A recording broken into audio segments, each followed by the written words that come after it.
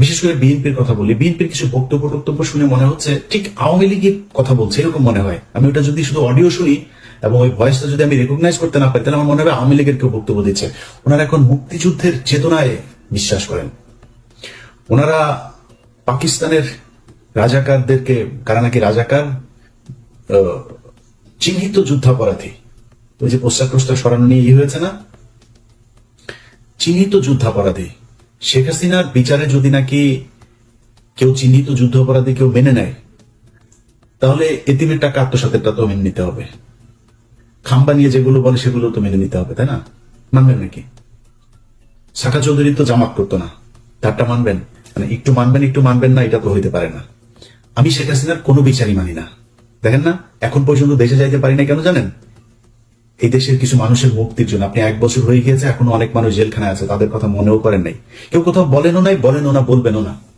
কারণ আপনারা মনে করেছেন সামনে কিছু খাবার এসেছে, সেটা খেয়ে নেই শেষ। এই দেশের মূল সমস্যাটা কোন জায়গায় ছিল সেখানে হাত দেয়। এখন পর্যন্ত বিডিআরের লোকগুলো জেলখানায়। কোন বড় রাজনৈতিক দল, না বিএনপি না জামায়াত, কেউ যায় নাই। এনসিপির কিছুটা, ওই যে একজন সমন্বয়ক আছেন মাহিন ভাই, কিছুটা দিত, সময় দিয়েছে, সময় দেয়, এখনো সময় দেয়। এরপরে কোন রাজনৈতিক দল তাদের পাশে দাঁড়ান নাই। আপনাদের সমস্যা মনে হয় না ওইটা? 25শে ফেব্রুয়ারি পিলখানার হত্যাকাণ্ড এই দেশের মূল সমস্যা, এটা মনে করেন না? যদি মনে না করেন, এটার জন্য আপনাদেরকে একদিন মূল্য দিতে হবে, চড়া মূল্য দিতে হবে। এবং এবার যদি আবারও আপনাদেরকে মূল্য দিতে হয়, সেখান থেকে বের হয়ে আসতে পারবেন কিনা এটার কোনো গ্যারান্টি নেই। ঢাকা বিশ্ববিদ্যালয়ের এখানে আপনি চিহ্নিত যুদ্ধাপরাধীদেরকে নাকি করা যাবে না। চিহ্নিত যুদ্ধাপরাধী শেখ হাসিনা কি বলেছেন? মতিউর রহমান নিজামী একজনের ঘরের থেকে এক নারীকে উঠিয়ে নিয়ে পাকিস্তান ক্যাম্পে দিয়ে এসেছেন। কার মাকে মতিউর রহমান নিজামী পাকিস্তানি ক্যাম্পে দিয়ে এসেছেন, আমরা সেই পাকিস্তানি বীর্যগুলোকে দেখতে চাই।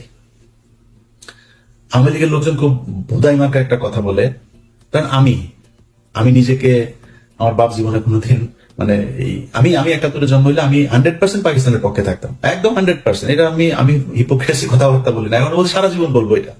অবশ্যই পাকিস্তানের পক্ষে থাকতাম আমার যদি জন্ম হইতো। আমার বাপ এত মানে ভীতু টাইপের লোক ছিল, এই লোকের পক্ষে সম্ভব হয় নাই। তারপরেও আমি কিন্তু নিজের রাজাকারের সন্তান বলি, আমি রাজাকার পরিবারের বলি। এগুলো বলি কেন বলি জানেন? চালাক, তাই বুদ্ধিমান, এই জন্য বলি।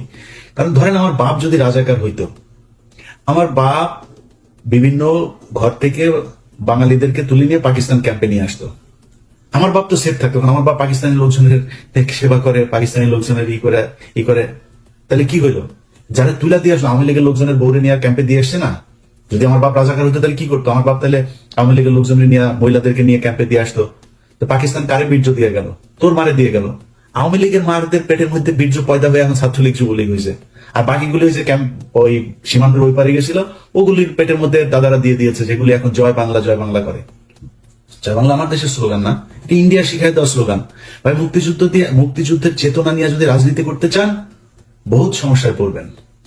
আমি ভাই, বাংলাদেশ 1971 সালে স্বাধীন হয়েছিল এটা মানি না।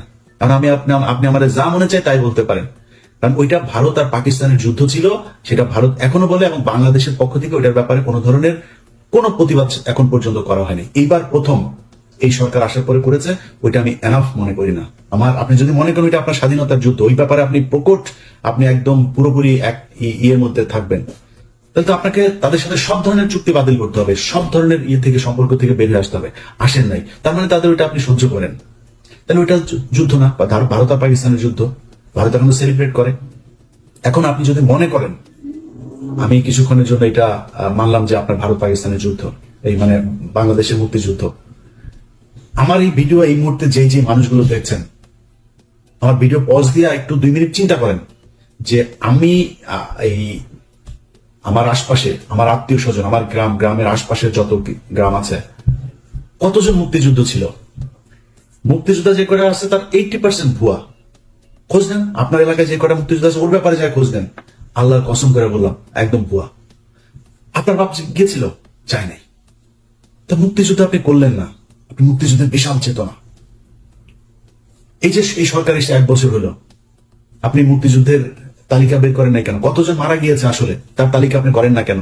30 লাখ, 3 লাখ, 3,000, এটা কি কেন করেন না? ওইখানে কিছু একটা আছে যেটা করতে, মানে বের করতে চায় না। ভাই, আমরা তো চাই, সেই যুদ্ধে কতজন মানুষ মারা গিয়েছে তাদের প্রতি আমরা সম্মান জানাতে চাই। বার করেন, আপনি ভিডিও দেখছেন না, বার যেহেতু করেন, আপনাকে দায়িত্ব দিলাম বের করার জন্য।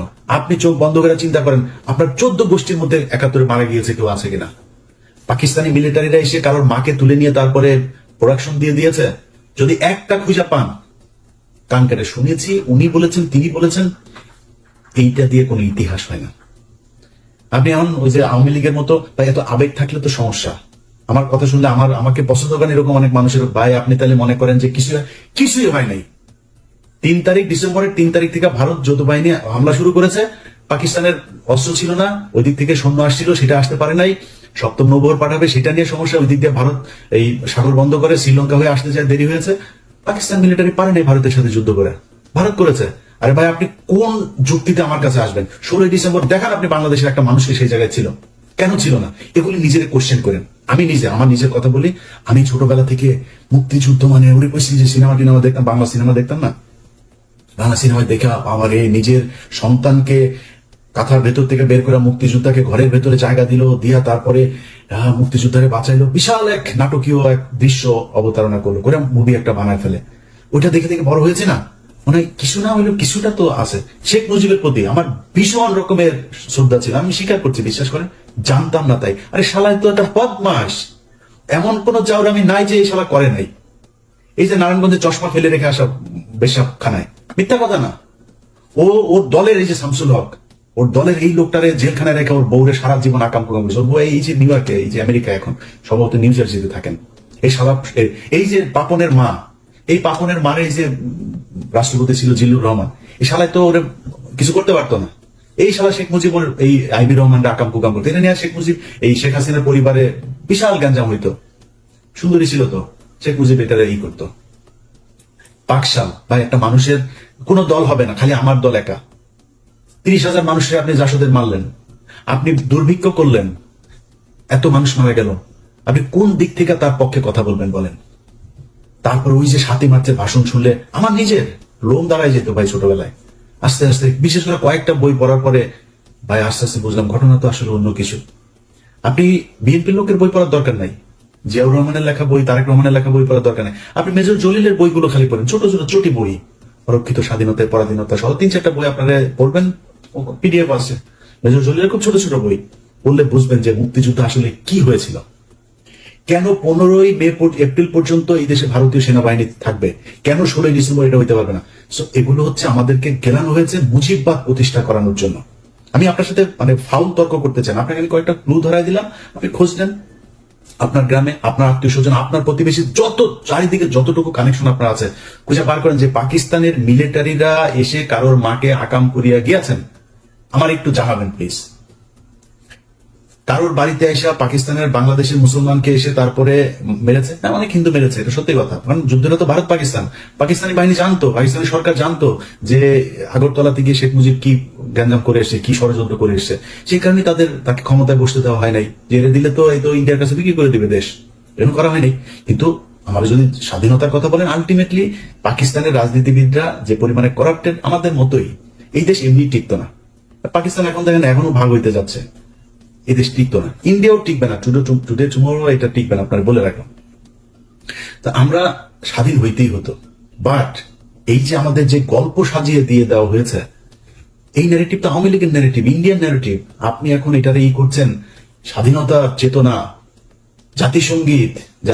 ওই যে ছাত্র দলের সাধারণ সম্পাদক, ওর বাপ ছিল আওয়ামী লীগের নেতা, ওর আওয়ামী লীগের নেতা, ওর বাপের আওয়ামী লীগ এখন শিখাই দেয় তোমার ছেলেরে দিয়া তুমি এগুলি করবা। এই কালকে যে ছাত্র দলে ঢাকা বিশ্ববিদ্যালয় যেটা করেছে, এই করেছে, এই নাসিরের কারণে হয়েছে এটা, কারণ নাসিরের বাবা আওয়ামী লীগ নেতা, ও করবে না এটা। ওইটারে জাতীয় সঙ্গীতের পক্ষে কথা বলে। তারপরে জাতীয় সঙ্গীত কোন পয়েন্টে আমার সাথে আসবে? জাতীয় সঙ্গীত বাংলাদেশের কোন নাগরিকের না। জাতীয় সঙ্গীত লেখা হয়েছিল 1905 সালে বাংলাদেশের বিরুদ্ধে, বঙ্গভঙ্গের বিরুদ্ধে করা হয়েছিল। জাতীয় সঙ্গীতের সুরটা গগন হর করার, চুরি করার সুর। কোন পয়েন্টে এটা আমার জাতীয় সঙ্গীত থাকবে আমার বল? এত আবেগী হয়ে তো লাভ নেই, এটা আবেগীও না। ওর বাপ আওয়ামী লীগ করে, এই নাসিরের বাপ আওয়ামী লীগ, খোঁজ নেন ইয়েতে যায়, এই নোয়াখালীতে যায়, ওর বাপ আওয়ামী লীগ করতো, যেই কারণে ও আজকে এটা করে, এই পক্ষে কথা বলে। তো এখন এগুলি যদি করতে আসেন ভাই, আমি আগেই যেটা বলছিলাম যে আমি দুর্নীতি এগুলো নিয়ে ভাই আমার কোনো ইন্টারেস্ট নাই, এটা করবেনই। অনেক মানুষ এসে বলতে পারে ইলিয়াস ভাই আপনি দুর্নীতির বিরুদ্ধে কিছু, চাঁদাবাজি নিয়ে কিছু বলবেন না। ভাই যার সুযোগ নাই সে চাঁদাবাজি করে না, যার সুযোগ আছে, আমি তো দেখছি তো একজন ম্যাডাম, নাম বললে চাকরি থাকবে না, ম্যাডাম দ্বিতীয় শেখ রেহানা হতে যাচ্ছেন, নাম আর বললাম না, ম্যাডাম দ্বিতীয় শেখ হাসিনা হতে, শেখ রেহানা হতে যাচ্ছেন। ম্যাডামের স্বামী নাই, এবার খুঁজে বার করে নিয়ে যান। যা করতেছে ভাই, আমার এখন যদি নাকি আমি করতে যাই এক এক করে, যদি আমার কোনো বন্ধু থাকবে না ভাই, এত পেশা নিতে পারবো না, দরকার নাই। সো এই দুর্নীতি মুর্নীতি না যারা আমার বলতে বলেন চাঁদাবাজি টাদাবাজি নিয়ে, ভাই অনেক করেছি, আর না ওগুলিতে যাইতে পারবো না। বাট এই যে ইন্ডিয়া আমার রক্তের মধ্যে কিন্তু লেখা ভাই, আপনি আমার আব্বা হইলেও আপনার কিন্তু আমি ন্যাংটা করে ফেলবো। আপনি এই যে এই জাতীয় সঙ্গীতের পক্ষে কথা বলবেন, স্বাধীনতার চেতনা কথা বলে তারপরে মানুষের ওই যুদ্ধাপরাধী ট্যাগ দেওয়ার চেষ্টা করবেন, পাশার চামড়া উড়ে ফেলবো। দুই চোখে সরিষার মতো ফুল দেখতে থাকবেন। আপনার মতো কত বালছাল এগুলি আপনার নেতাদের, কত বড় বড় নেতা ইলিয়াসের সাথে আইসা ভাই ভাই কিছু বলি না, বললে যদি চাঁদাবাজি নিয়ে কথা বলা শুরু করি একটাও দাঁড়াইতে পারবেন না। সব কটার জিনিসপত্র এগুলি সারাদিন আসতেই থাকে ভাই এখানে আমার এটা করেছে ওইটা করেছে। ক্যামেরা বসায় রাখা লাগবে না, আমার ইমেল থেকে যদি খালি উজাড় করে দেই তাহলে পদে থাকা নেতা একটা রোগ খুঁজে পাবেন না। সব মির্জা আব্বাস এত টাকা পয়সা, ব্যাংকের মালিক, এখনো চাঁদার টাকার ভাগ নেয় সন্ধ্যায়, তো বাদ নাই তো কেউ। আর অনেকে নাম বললাম না, টেকনিক্যালি নামটা আমি করে যাচ্ছি। ছাত্রদের প্রতি আমার একটা ভালোবাসা আছে জুলাইয়ের কারণে, যে যত বালপাকনা কথাবার্তা বলেন ভাই সমস্যা নাই, এই ছাত্রদের কারণে আজকে মানে এই যে আলহামদুলিল্লাহ বললাম যে আল্লাহ অনেক ভালো রেখেছে আগের চাইতে, একমাত্র এদের কারণে। এদের প্রতি এই সম্মানটুকু সারা জীবন দিয়ে যাবো। এদের সাথে ব্যক্তিগতভাবে অনেকের সাথে সম্পর্ক থাকবে, ভালো থাকবে না, বাট এদের ওভারঅল এই জুলাই যোদ্ধাদের প্রতি এই সম্মান, এটা আপনি দিবেন না সেটা আপনার ব্যাপার, আমি দিয়েই যাব।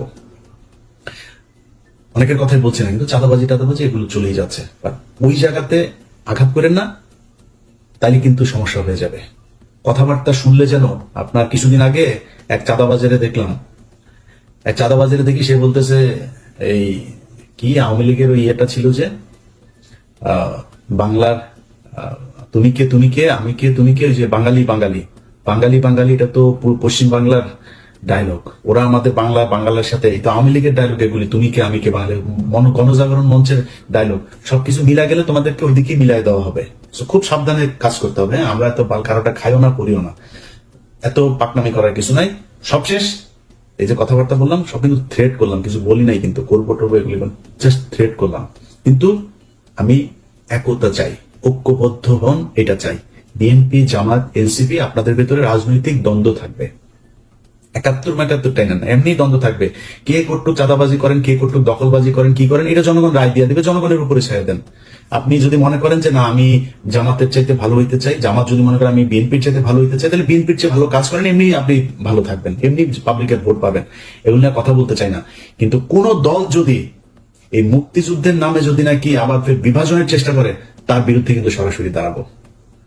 তখন কিন্তু কিছু বলতে পারবেন না, এক পিনাকিদার একার গুতাই নিতে পারেন না, আমাদেরকে চাতায় না। এটা বলে রাখলাম ভাই, ভবিষ্যতে ইন্টি মার্ক করে রাখতেছি, কিন্তু কে কি বলেন এগুলি কিন্তু মনে আছে। ওই যে মিছিলের কথা বললাম একটা, তুমি কে আমি কে বাঙালি, ওটা কিন্তু মনে রাখছি। এই যে জাতীয় সঙ্গীতের কথা মনে রাখছি, কিন্তু যখন যেখানে হাতে কোনো কিছু পাই যাবো ছেড়ে দেবো, পৃথিবীর কেউ তারেক রহমান ফোন করলেও শুনবো না, ছেড়ে দিব তখন। তো তখন কান্নাকাটি করে লাভ হবে না। আগে বলে রাখলাম খুব সাবধানে, এই মুক্তিযুদ্ধের বালের যুদ্ধ নিয়ে এত বেশি পাকনামি করা যাবে না। এটা দেশ স্বাধীন হওয়া দরকার ছিল, কেমনে হয়েছে এটা নিয়ে আমরা তর্কেই যেতে চাই না। তর্কে গেলে তর্কে আসেন, আমি বই পুস্তক দিয়া দলিল দিয়া তারপরে বুঝাই দিব যদি যেতে চান তর্কে, বাট তর্কে আমি যেতে চাই না। এটা নিয়ে দেশ স্বাধীন হয়েছে, বেটার। আমরা এখন একটা দেশ পেয়েছি, এই দেশে যারা যারা যেভাবে ছিল পিছনের ইতিহাস নিয়ে ঘাটাঘাটি বাদ দিয়া দেশটারে কেমন আগানো যায় সেটা নিয়ে চিন্তা করেন। রাজনৈতিক দলগুলোর ভেতরে আমি খুব মানে এত বেশি এই যে ডিজিএফআই এবং রয়ের এরা মানে উদ্দেশ্য প্রণোদিত ভাবে কিছু, এনসিপির উদাহরণ যে একটা আছে, ওর নামটা কি, এই হুদাই খালি গুতায়, বিএনপির গুতায়, জামাতের গুতায়, বিএনপির কয়েকজন আছে এগুলি হুদাই খালি জামাতকে গুতাবে, এনসিপির গুতাবে। আমি মাঝখানে একটা করলাম যে ভাই খালেদা জিয়াকে নিয়ে, জিয়াউর রহমানকে নিয়ে আজে বাজে কথাবার্তা, তা আমি এটা নিয়ে একটা পোস্ট করলাম। পোস্ট করার পরে সাজিস আমাদের কল করলো, বলো যে ভাই আমাদের ভিতরে আমরা কি কেউ বলেছে এটা নিয়ে কোনো কথা? আমি বললাম যে এটা নিয়ে যে আলোচনা হচ্ছে তাহলে কে বলেছে এটা? বল ভাই আমাদের ভিতরে তো কেউ বলে না, আমাদের কেন্দ্রীয় আপনি দেখেন হাসনাত, আমি, নাহিদ, মাহফুজ বা আমরা কেউ বলি না এটা নিয়ে। আমি দেখলাম আসলে বলে নাই। তো সার্জিসের ভিতরে তার মানে এটা নিয়ে তার উদারতা আছে। আপনারা সবাই বসেন ভাই, কোনো কিছু নিয়ে যদি সমস্যা হয় আপনারা বসেন, বসে তারপরে ঠিক করেন, এই জায়গাগুলোকে ঠিক করেন। কারণ এটা মাথায় রেখেন যে আওয়ামী লীগ যদি ব্যাক করে, কেউ এখনকার চাইতে ভালো থাকতে পারবেন না। আর আওয়ামী লীগ ব্যাক করার সুযোগ আপনারা তৈরি করে দিচ্ছেন। আওয়ামী লীগের সেই শক্তি নাই, কিন্তু এটা করবে ইন্ডিয়া, কারণ ওদেরকে সবসময় ইন্ডিয়া নিজের দল মনে করে। এই কারণে এই জায়গা থেকে যদি আপনি নিজেকে, দেশকে যদি নিরাপদে রাখতে চান, আপনাদের ভিতরে যা মনে চায়, যত মনে চায় দলাদলি, মারামারি, খুনাখুনি, যা মনে চায় করেন। আওয়ামী লীগ, ইন্ডিয়া, ইন্ডিয়ার মুক্তিযুদ্ধের ন্যারেটিভ, এখানে এই জায়গায় আমাদের সবাইকে ঐক্যবদ্ধ থাকতে হবে। আমি ভাই কোনো দলের না, আমার একবার বিএনপি জামাত বানায়, জামাত বিএনপি বানায়। আমি আগেই বলেছি আপনাদের, আমি বাংলাদেশে একমাত্র এক পার্টি করি, সেটার নাম হচ্ছে এন্টি ইন্ডিয়ান পার্টি। আমার রক্তের যে গ্রুপ সেটা ইন্ডিয়া নেগেটিভ, এটা আমি সবসময় বলি, এখনো বলছি। ওই জায়গার বাইরে আমার কোনো কিছু করার নাই, আমার মাফ করে দিন। বাংলাদেশের বহু মানুষ আছেন যারা কিনা বলবেন যে ভাই আপনি চাঁদাবাজিকে করছেন। ভাই ওই যে বললাম যে চাঁদাবাজি নিয়ে যদি কথা বলতে যাই এখন, তাইলে আমি নিজেও চাঁদাবাজ হয়ে যাব। কেন জানেন? কারণ হচ্ছে যে অনেকের এরকম কমপ্লেন আসে যে সচিবালয়ে গিয়ে আমার সাথে চ্যাটিং আছে, সেটা দেখায় বলছে যে ভাই আমি কারোর ফোন করি নাই তা না, আমি অনেক সচিবকে ফোন করেছি, পুলিশের ঊর্ধ্বতন কর্তৃপক্ষকে ফোন করেছি। ফোন করে যদি নাকি একটা গরিব মানুষের একটা ন্যায্য পাওনা, সে যদি অনেকদিন ঘুরছে একটা জিনিস নিয়ে, আমি বলতে পারি ভাই এই লোকটার এটা যদি একদম কোট আনকোট ঠিক এইভাবে যত সচিবের সাথে কথা হয়েছে, যত উপদেষ্টার সাথে কথা হয়েছে, সবার কাছে, পুলিশ অফিসার সবার কাছে আমার একটা ডায়লগ খুব কমন, ভাই যদি ন্যায্য মনে করেন তাহলে কাজটা করে দিন। এই লোকটা অনেকদিন ধরে ঘুরছে, যদি ন্যায্য হয়, অন্যায্য কোনো, অনৈতিক কোনো আবদার, কোনো অনুরোধ, কোনো কিছু আমার কাছ থেকে কেউ যদি পান, জাস্ট আমার ফোন রেকর্ড করে ছেড়ে দিন। এবং আপনি যদি আমার নামে আপনার কেউ ভয় দেখায়, আপনি দুর্নীতি করেন, আমার ভয় দেখায় যদি কেউ আপনার কাছে টাকা পয়সা চায়, আপনি যদি দেন, আমি কি করবো? আমার কিছু করার নাই তো। যদি নাকি আমার কেউ টাকা পয়সা দিয়ে থাকেন, আমার কোনো ভয়েস, আমার কোনো কিছুতে যদি দিয়ে থাকেন, আল্লাহর রাস্তায়, এটা আমার অনেক শত্রু আসছে, যে কোনো আমার এটা দেওয়ার জন্য অনেক মানুষ বসে আছে, ওর কাছে পাঠায় দিয়েন। পাঠায় দিলে দেখবেন যে ওরা আমার এটা প্রচার করবে। আমি এটা করি না, আল্লাহ যেন ওই রাস্তায় না নেওয়ায়। বাট ওই যে বললাম যে চাঁদাবাজির পরিস্থিতিটা এমন পর্যায়ে দাঁড়িয়েছে, এটা ঠিক করতে গেলে এখানে আর কাউকে খুঁজে পাওয়া যাবে না। তো লম্বা কথা বললাম 1 বছরের মাথায়। আপনাদের সবার কাছে আবারও সবশেষ অনুরোধ থাকবে, ভাই প্লিজ ঐক্যবদ্ধ হন। ঐক্যবদ্ধ যদি না হতে পারেন, তাহলে আমাদের দেশের সামনে অনেক খারাপ পরিস্থিতি বিরাজ করবে। ধরেন যেই ভাইরা বিএনপিতে আছেন, আপনাকে নিয়ে কোনো খারাপ কোনো কিছু যদি নাকি মানুষ সমালোচনা করে, ভাই আমার চাইতে, আমি তো এখনো বহুত গালি শুনি, বহুত সমালোচনা সহ্য করি। আমার প্রচন্ড ভালোবাসে এরকম মানুষের সংখ্যা যেমন আছে, আমাকে ঘৃণা করে এরকম মানুষের সংখ্যাও আছে। এই যে এই পরিস্থিতির ভেতরে আমি, যারা আমার সমালোচনা করে, আমি তাদের সমালোচনা অনেক কিছু, আসলে কি আমার এটা ঠিক হয় নাই, আমি নিজে ভুল করি।